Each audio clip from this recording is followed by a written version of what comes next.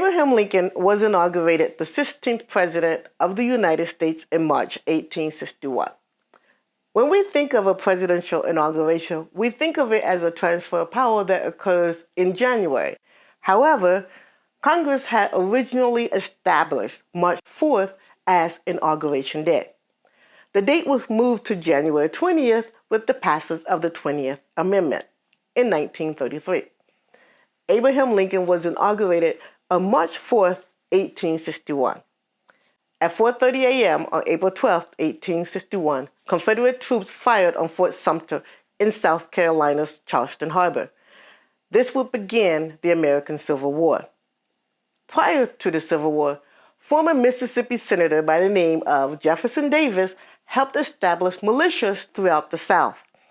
Davis would go on to become the president of the Confederate States of America, and those militias became the Confederate Army. At the beginning of the Civil War, 22 million people lived in the North and 5 million non-enslaved people lived in the South. Nearly 4 million people that lived in the South were slaves and were forbidden until the last months of the war to fight for the Confederacy.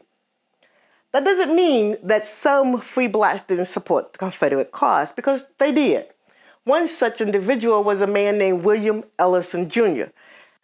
At the end of the day, it came down to money, wealth, over people. As war waged on, most of the fighting took place in the South. Even though the South had less resources than the North, they had a tactical advantage because the war was being fought on their terrain. In other words, the South was kicking the Union Army's butt.